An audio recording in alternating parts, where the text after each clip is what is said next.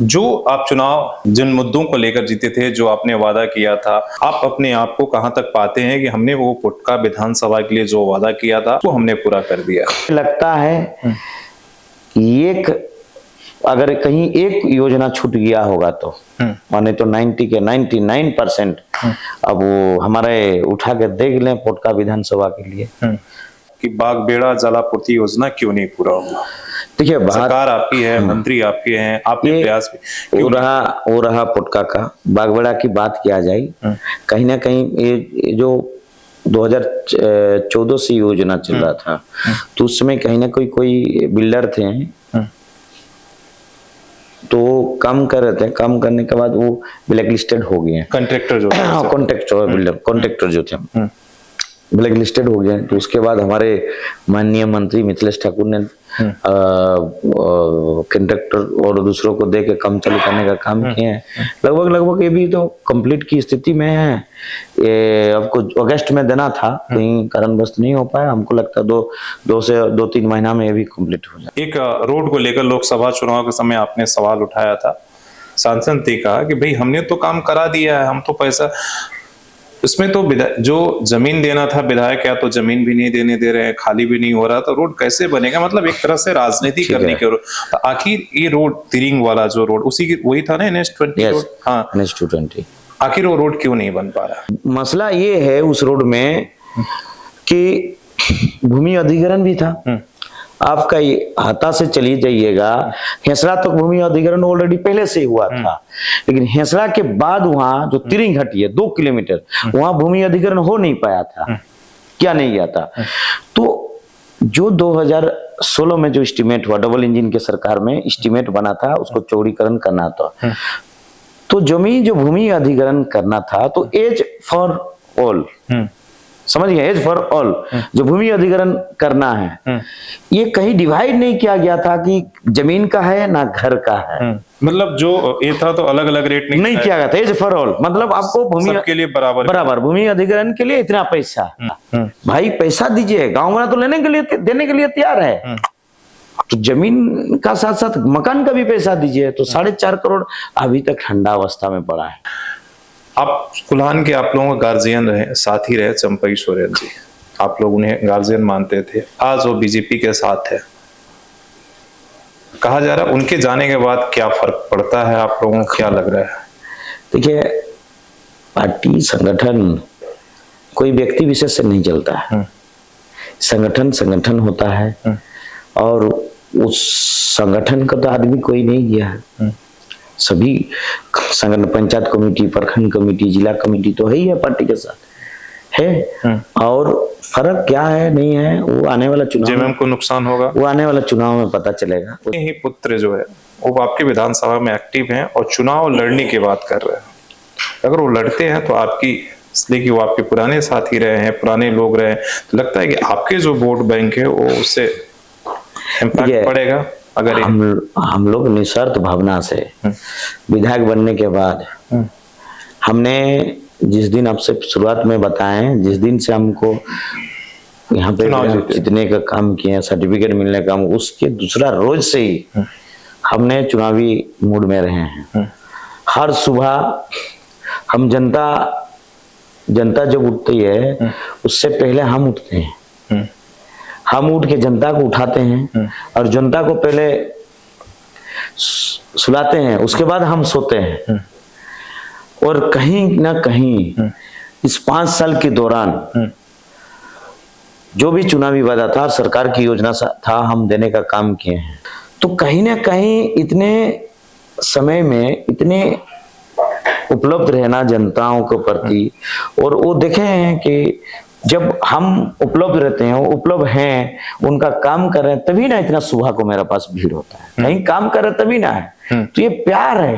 तो इसी प्यार में अगर कोई भी आता है इसका जवाब हम लोग देंगे 2024 के चुनाव में। नमस्कार, सुसत संवाद में स्वागत है। मैं शशि भूषण। आज हमारे साथ पुटका विधानसभा के विधायक संजीव सरदार हैं और काफी युवा हैं और पहली बार जेएमएम से इन्होंने पुटका विधानसभा से विधायक के रूप में चुन कर आए हैं और पिछले 4 सालों में क्या कुछ इन्होंने किया। अब चुनावी चर्चा शुरू हो चुका है, आपको पता ही है, और तो क्या कुछ चुनावी मोड में एक तरीके से राज्य जा चुका है। तो हमारा पोटका को लेकर क्या कुछ इनका सपना था जब विधायक बने थे, और इन 4 साल मतलब 5वें जब कंप्लीट कर रहे हैं तो 5 सालों में क्या कुछ हुआ, इन तमाम चीजों पर हम बातचीत करेंगे।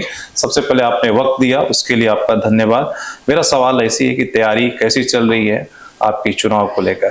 देखिए, जब हम लोग चुनाव लड़े 2019 में इंडिया गठबंधन की ओर से हमें प्रत्याशी बनाया गया पोटका विधानसभा, और उसके बाद हम लोग को विजय हासिल हुआ है।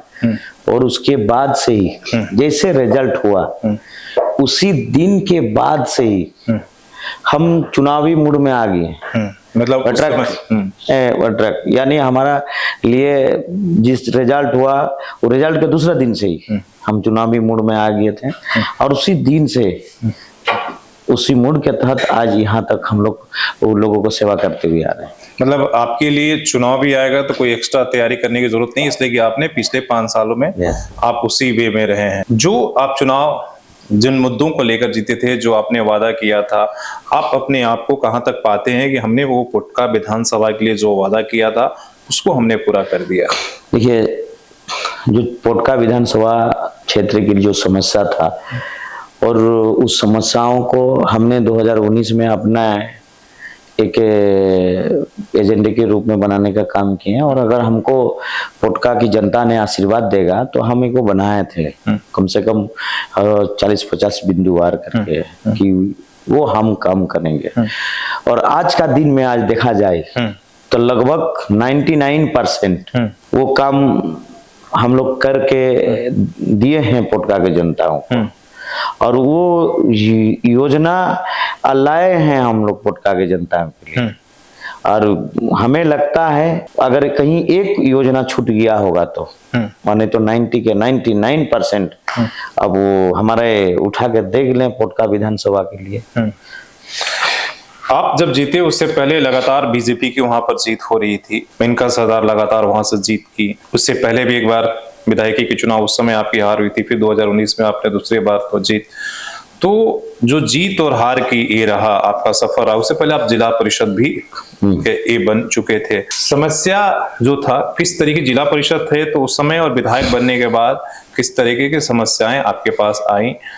बट ये था कि जब जिला परिषद में थे तो वो आपको उतने अधिकार नहीं था क्षेत्र में, उतने फंड नहीं था, संसाधन नहीं था कि वो क्षेत्र में और जनता के लिए कुछ काम करें।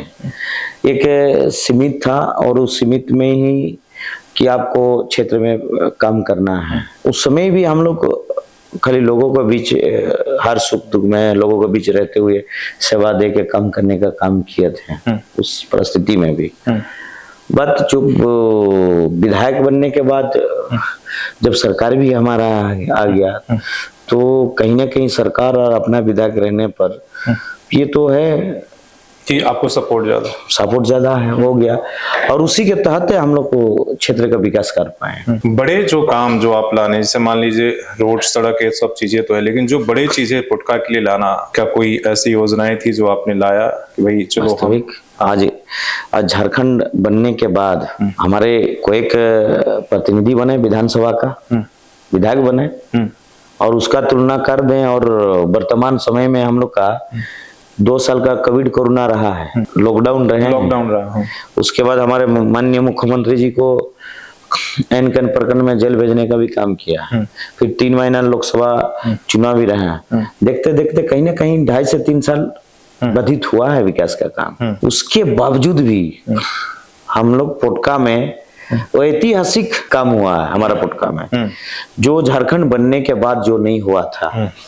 मैं आपको बता देना चाहता हूं कि हमारे यहाँ की पेयजल का बहुत समस्या था, और पेयजल की समस्या था कि कोई जगह में तो खरा पानी हुआ करता था।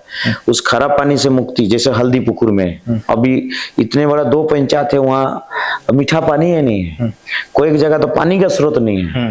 वैसे जगह को चिन्हित करते हुए सरकार तो पहले 2023-24 में 5 चापाकल, विगत साल में 10-10 चापाकल देने का तो काम किया है। उसके साथ घर घर जल योजना अंतर्गत लगभग 300 करोड़ रुपया हमारे राज्य की सरकार देने का काम किया। उस राशि से हमारा सुवर्णरेखा जो नदी है, नदी से कुल्डिया में डैम बनेगा और उसमें पोटका 34 पंचायत में से को पानी जाएगा, घर घर पानी पहुंचेगा। वो काम चालू हो गया। जब पेयजल की आप बात की तो सवाल सबसे ज्यादा कि बागबेड़ा जलापूर्ति योजना क्यों नहीं पूरा हुआ? देखिए, सरकार आपकी है, मंत्री आपके हैं, आपके प्रयास भी वो रहा पोटका का। बागबेड़ा की बात किया जाए, कहीं ना कहीं ये जो 2014 से योजना चल रहा था, तो उस समय कहीं ना कोई बिल्डर थे तो काम कर रहे थे। काम करने के बाद वो ब्लैक लिस्टेड हो गए। कॉन्ट्रैक्टर जो कॉन्ट्रैक्टर जो थे ब्लैक लिस्टेड हो गए। तो उसके बाद हमारे माननीय मंत्री मिथिलेश ठाकुर ने कॉन्ट्रैक्टर और दूसरों को दे के काम चालू करने का काम किए हैं। लगभग ये भी तो कंप्लीट की स्थिति में है। ये आपको अगस्त में देना था, कहीं कारणवश नहीं हो पाया। हमको लगता है 2-3 महीना में ये भी कंप्लीट हो जाएगा। दूसरा है कि एक रोड को लेकर लोकसभा चुनाव के समय आपने सवाल उठाया था। सांसद ने कहा कि भाई हमने तो काम करा दिया है, हम तो पैसा, इसमें तो जो जमीन देना था विधायक या तो जमीन भी नहीं देने दे रहे हैं, खाली भी नहीं हो रहा, तो रोड कैसे बनेगा? मतलब एक तरह से राजनीति करने के तो आखिर ये रोड तिरिंग वाला जो रोड उसी की वही था ना, NH20 रोड? हाँ, NH220 जो जोड़ता है, आखिर वो रोड क्यों नहीं बन पा रहा? क्या कारण है? ये NH220 है, चाईबासा से हाता से लेके आपका उड़ीसा। ये रोड में डबल इंजन की सरकार था यहाँ पर राज्य में, रघुवर जी की सरकार था। तो उस समय 2016 में इनका स्वीकृति प्राप्त हुआ वो काम करने के लिए, चौड़ीकरण करने के लिए। तो 16 से काम करते करते अभी तक नहीं हो पाया। मसला ये है उस रोड में कि भूमि अधिग्रहण भी था।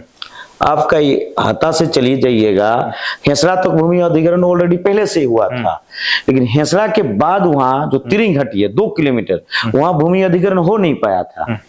क्या नहीं गया था? तो जो 2016 में जो एस्टीमेट हुआ, डबल इंजन के सरकार में एस्टीमेट बना था, उसको चौड़ीकरण करना था।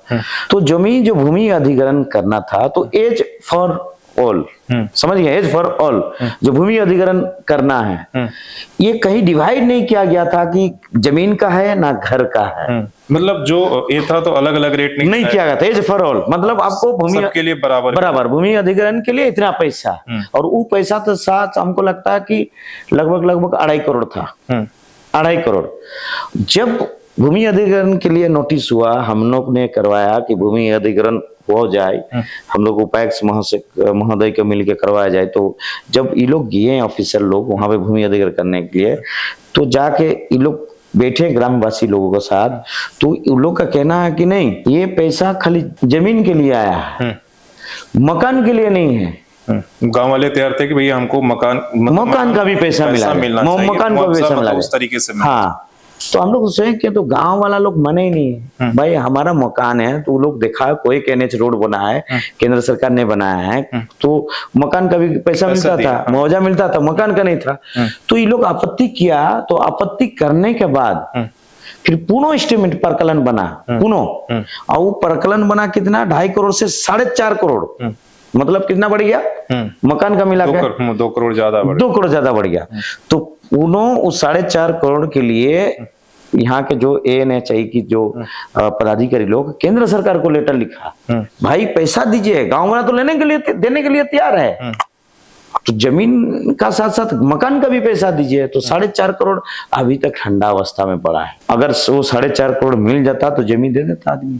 क्यों नहीं मिल पा रहा? आपने केंद्र सरकार, हम तो हमारे केंद्रीय मंत्री को भी, सड़क परिवहन मंत्री को भी, आदरणीय मंत्री को भी हम लिखने का काम किए हैं। जो हमारा पार्टी के सांसद है विजय हंसदा, उनको भी, उनके माध्यम से भी हम देने का काम किए। जमशेदपुर के सांसद से बात होती है कभी? हाँ, हम तो कहीं भी बैठे होता तो सांसद महोदय से कहीं भी बात होता तो हम बोलते हैं, भाई ये केंद्र का दिन पे है, आप कम से कम वो ये में दिलवा दीजिए पैसा। जब किसान मांग रहा पैसा, जमीन का के साथ साथ मकान का मांग रहा, दे दीजिए, तैयार है वो लोग।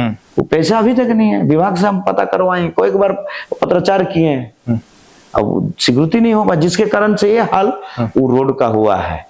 तब भी विगत दिन हमने अपने स्तर से प्रशासन को हम कहें कि भाई क्यों चलने का लायक बनवा दे, क्यों विगत दिन ही बरसात का समय एक परिवार आ रहा था मोटरसाइकिल से, और उस परिवार कम से कम कमर के ऊपर 4 फीट तक गड्ढा हो गया है।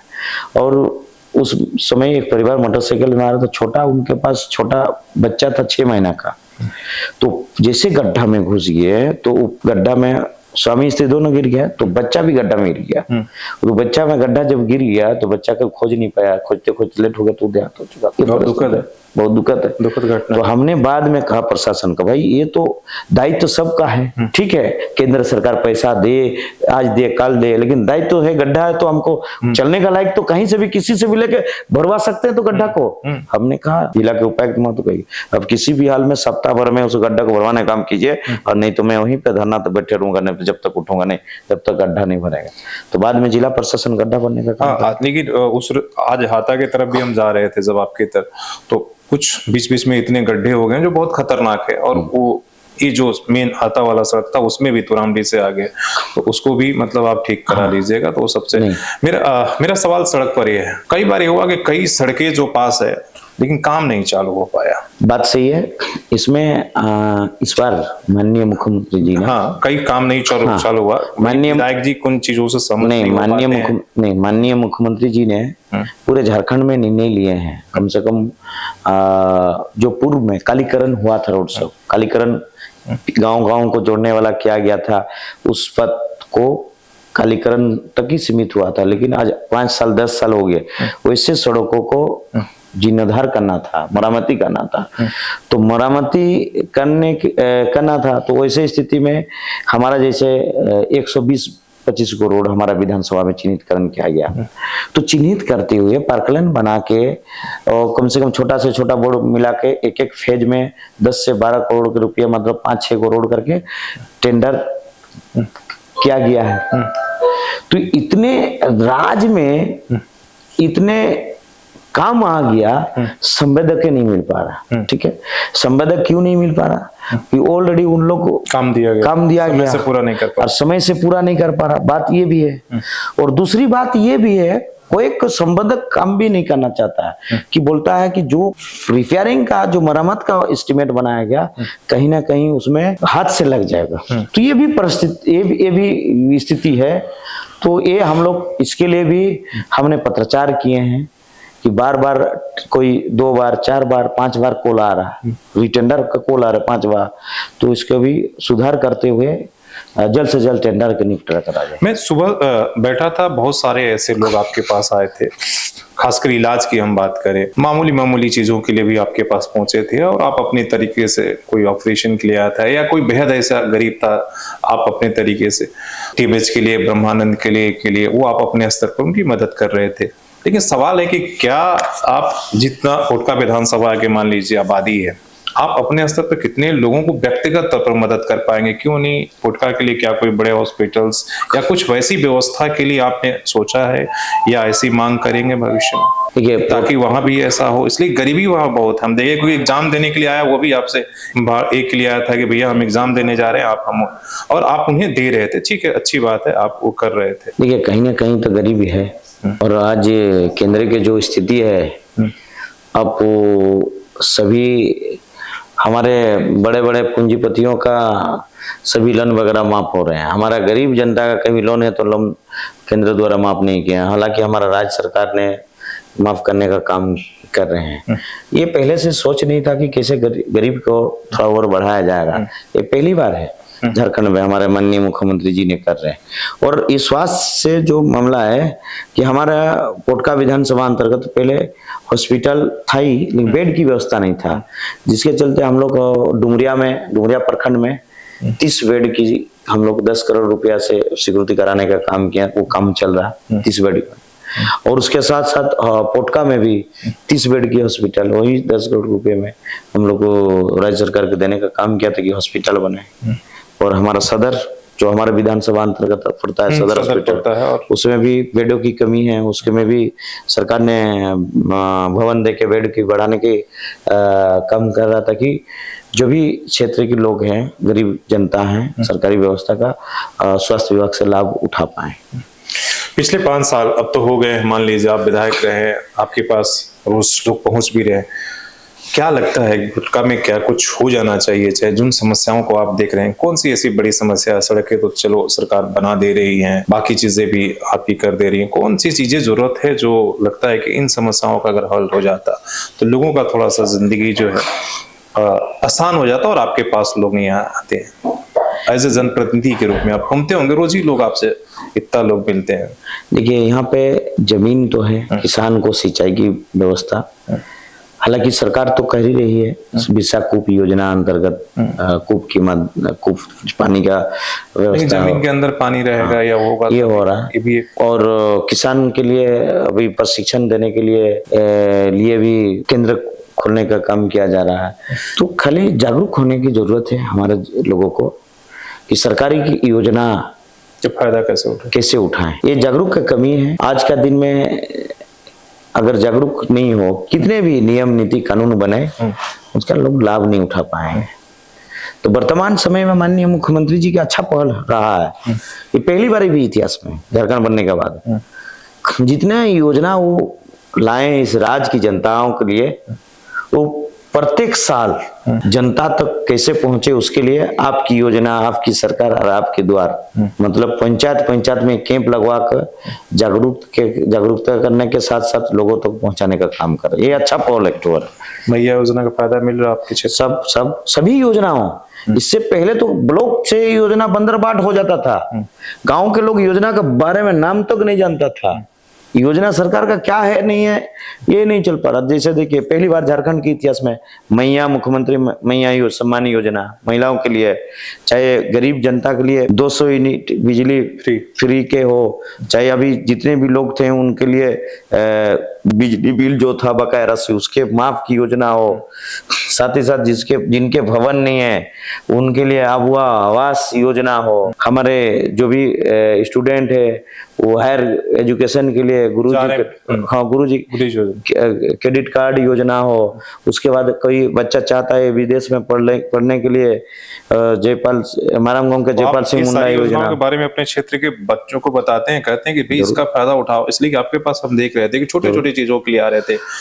मतलब जो इन योजनाओं से अलग है वो उसमें हमारा पास आते हैं, लेकिन इन योजनाओं को फायदा उठाने के लिए प्रेरित करते हैं, पूरा ले रहे हैं, लोगों को जागरूक करवा कर देने का काम। एक थोड़ा पॉलिटिकल, एक तो आपकी कामकाज ये क्या हो गया, आप कुल्हान के आप लोगों का गार्जियन रहे, साथी रहे चंपई सोरेन जी, आप लोग उन्हें गार्जियन मानते थे, आज वो बीजेपी के साथ है। कहा जा रहा है उनके जाने के बाद क्या फर्क पड़ता है, आप लोगों को क्या लग रहा है? पार्टी संगठन कोई व्यक्ति विशेष से नहीं चलता है, संगठन होता है और उस संगठन का तो आदमी कोई नहीं गया, सभी संगठन, पंचायत कमेटी, प्रखंड कमेटी, जिला कमेटी तो है ही है पार्टी के साथ है। और फर्क क्या है नहीं है वो आने वाला चुनाव को नुकसान होगा, वो आने वाला चुनाव में पता चलेगा। वो ज्यादा दिन हेमंत सोरेन के विकल्प में उन्हें ले गई है, क्या उससे लगता है? देखिए बीजेपी का कोई काम नहीं दिखता है और काम भी नहीं है और उसके पास नेता भी नहीं है उन लोगों के पास, इसलिए हम लोग का पार्टी से तोड़ के लेने का काम किया जा रहा है। आज देख लीजिए कोई आज पूरे भारत देश में देख लीजिए कांग्रेस की कितने अब हो सकते हैं, कांग्रेस के 100 से अधिक सांसद जो हैं बीजेपी में भी हैं, वो पहले कांग्रेस के थे, अभी भाजपा ही है। सही बात है, मतलब उससे आप लोगों को ज्यादा ऐसा कुछ नहीं। दूसरा सवाल उन्हीं से रहेगा कि उनके ही पुत्र जो है वो आपके विधानसभा में एक्टिव हैं और चुनाव लड़ने की बात कर रहे हैं, अगर वो लड़ते हैं तो आपकी, इसलिए कि वो आपके पुराने साथी रहे हैं, पुराने लोग रहे हैं, तो लगता है कि आपके जो वोट बैंक है वो उससे इम्पैक्ट पड़ेगा? अगर हम लोग निस्वार्थ भावना से विधायक बनने के बाद, हमने जिस दिन आपसे शुरुआत में बताएं, जिस दिन से हमको यहाँ पे जितने का काम किए, सर्टिफिकेट मिलने का, उसके दूसरा रोज से ही हमने चुनावी मूड में रहे हैं। हर सुबह हम जनता जब उठती है उससे पहले हम उठ के जनता को उठाते हैं और जनता को पहले सुलाते हैं, उसके बाद हम सोते हैं। और कहीं ना कहीं इस 5 साल के दौरान जो भी चुनावी वादा था, सरकार की योजना था, हम देने का काम किए हैं। और उसके बावजूद भी हम पोटका विधानसभा क्षेत्र के लिए हर दिन सुबह से लेके 11 बजे तक हम सीधे तौर पर डायरेक्ट जनता को मिलते हैं, और वो भी एक कार्यालय में नहीं, और वो हमारे पोटका प्रखंड के लिए हमारे उदाल स्थित आवास में है, वहाँ बृहस्पतिवार में, और हमारे कितने कार्यालय चलाते हैं? हमारे यहाँ 4 कार्यालय चलाते हैं हम, अलग अलग जगहों पर? हाँ, हर डे 4 कार्यालय हम चलाते हैं। प्रत्येक दिन सुबह हम हमारे आवास जो है उदाल स्थित, वहाँ सुबह से लेके 11 बजे तक, हर संडे सुबह से लेके 11 बजे तक हाता में, पोटका प्रखंड में 2 कार्यालय, और 15 दिन में 1 दिन डुमरिया में सुबह से लेके 11 बजे वहां तक, और बाद बाकी बचा दिन हम जमशेदपुर प्रखंड के लिए तुरामडी में। तो ये मतलब इस तरीके सभी जगह आप उपस्थित रहते हैं।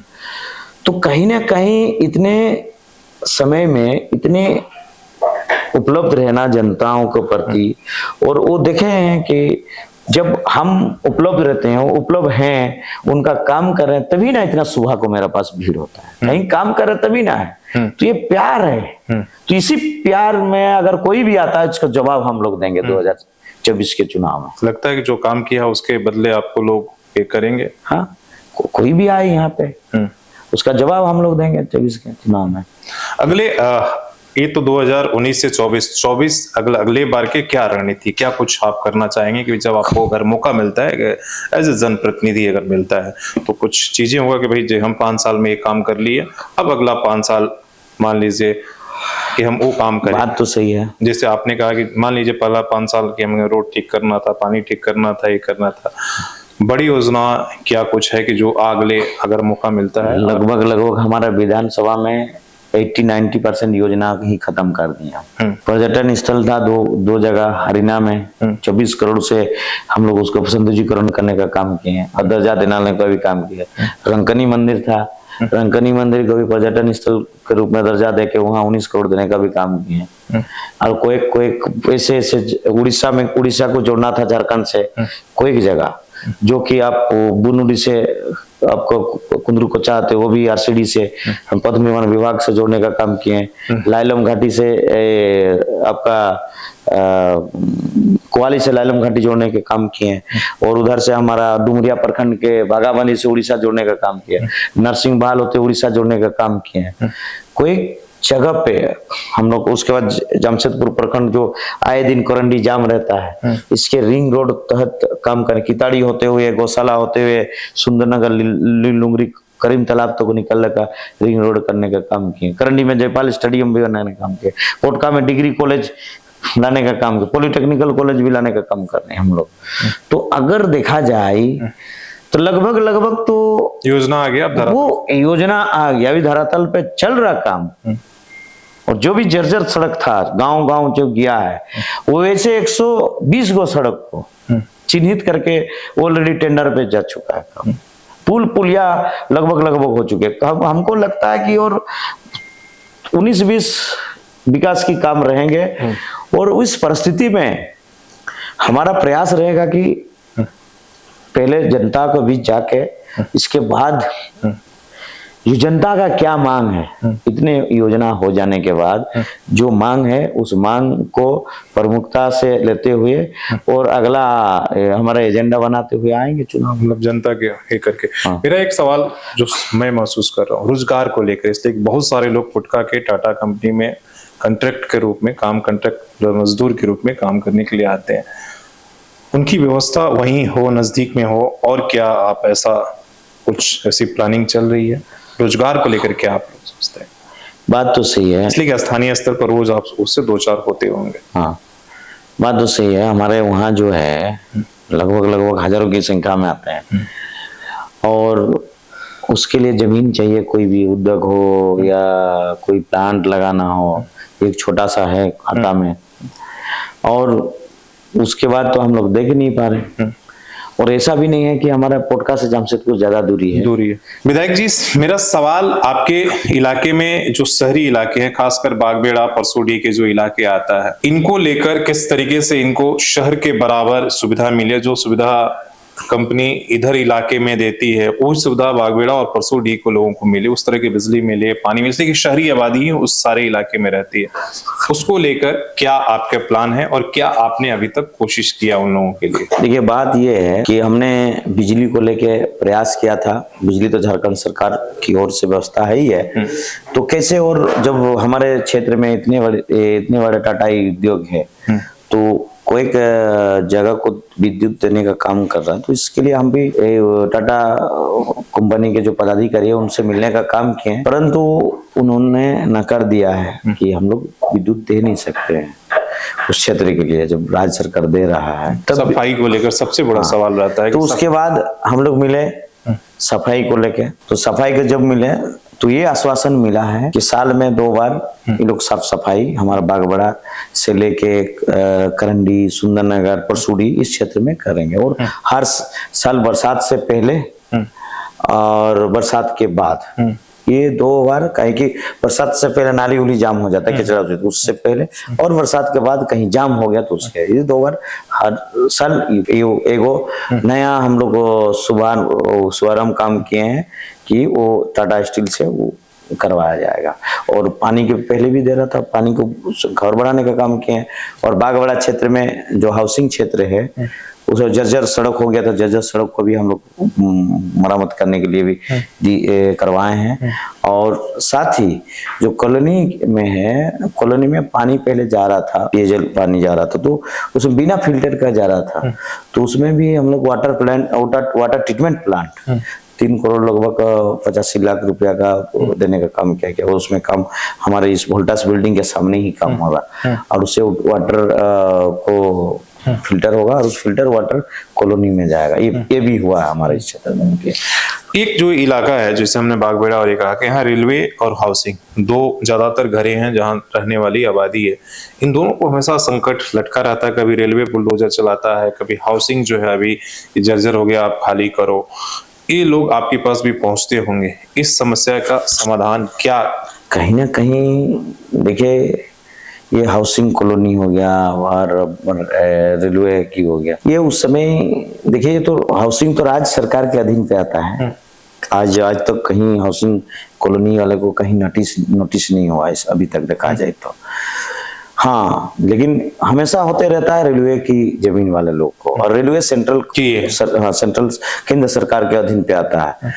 और हम लोग तो सुने भी हैं, देखे भी हैं। हमारे उस समय गृह मंत्री थे राजनाथ सिंह, 2014 को ही बागबड़ा में आए थे, भिखारी मैदान में, और वो कहते हैं कि जितने भी रेलवे में जमीन में जो बसे हुए हैं सबको हम लोग चिन्हित करके उनको बसाने का एक पट्टा के तहत हम लोग देने का काम कर रहे हैं। विगत दिन हमारे यहाँ देश के आदरणीय यशस्वी प्रधानमंत्री जी आए थे, हम तो उनको ध्यान दिलाने के लिए प्रेस के माध्यम से उनको कहते हैं, भाई आप ही के ही एक अंग हैं जो थे मंत्री परिषद की, जब 2014 में आए थे, ये देने के लिए बात कहे थे, जमीन के मालिकाना देने के बाद कहते, पट्टा देने के बाद कहते, वो दे दे, और नहीं दे तो कम से कम उजाड़ा नहीं जाए, वैसे स्थिति रहे। कम से कम हम ही निवेदन कर सकते हैं हमारे केंद्र की सरकार को, जो भी हमारे रेलवे जमीन में बसे हुए हैं, कम से कम पट्टा नहीं दे पा रहे हैं तो कोई दिक्कत नहीं, नहीं दें, लेकिन उनको उजाड़ा नहीं जाए।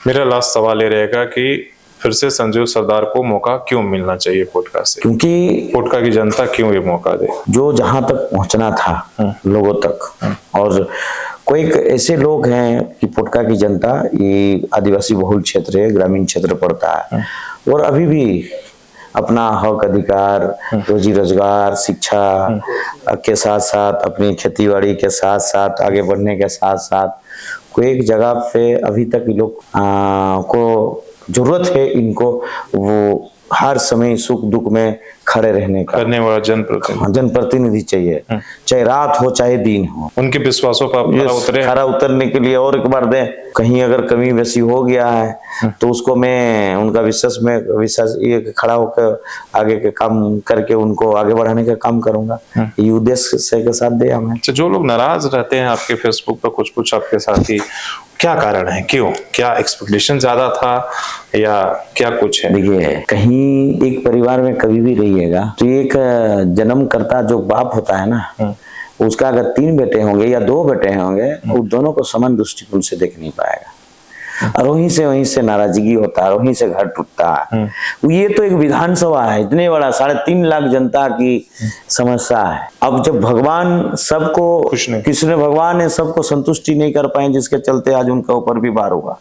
तो मैं एक तो साधारण सा आदमी हूँ, कहीं ना कहीं थोड़ा बहुत किसी का न किसी का हो पाता है, सेवा नहीं हो पाता है, और उसका नाराजगी सोशल मीडिया में ऊपर भड़स निकालते हैं। तो मैं उनको अपील करता हूँ कि भाई सोशल मीडिया में लिखने से कुछ नहीं होगा, आए हमको समस्या बताएं, हम खड़े हैं, चाहे घर का आदमी हो चाहे मेरा दुश्मन भी हो, आए बताएं, अब आए घर, आए ऑफिस, हम तैयार हैं उसको सेवा करने के, उसको आगे बढ़ाने के लिए। चलिए, बहुत बहुत धन्यवाद बातचीत करने के लिए और समय देने के लिए। फुटका विधानसभा की जो समस्या थे और क्या कुछ हुआ उस पर हमारी बातचीत हो रही थी। आप संजय सदा जो फुटका के युवा विधायक हैं, पहली बार जनता ने इन्हें मौका दिया और फिर से चुनावी मूड में है, चुनाव में जाएंगे और अपने इन्होंने क्या कुछ काम किया है उस पर जो है लोगों को बताएंगे और सवाल भी पूछे जाएंगे। इसलिए कि इस चुनावी चर्चा में जब तक जनता सवाल नहीं पूछेगी तब तक जनप्रतिनिधि जी उसका जवाब या काम, फिर उसी के हिसाब से आप जितने सवाल पूछेंगे उतना ही अच्छा काम भी होगा। इसलिए सवाल पूछते रहिए और कोई सवाल छूट गया तो आप हमें जरूर दीजिए, ताकि अगले बार जब मुलाकात हो तो फिर से इन्हें उन सवालों पर हम जवाब लेने की कोशिश करें। अपने सहयोगी शेष राम मूर्ति और सोनू के साथ शशि भूषण, सुशील कुमार झारखंड।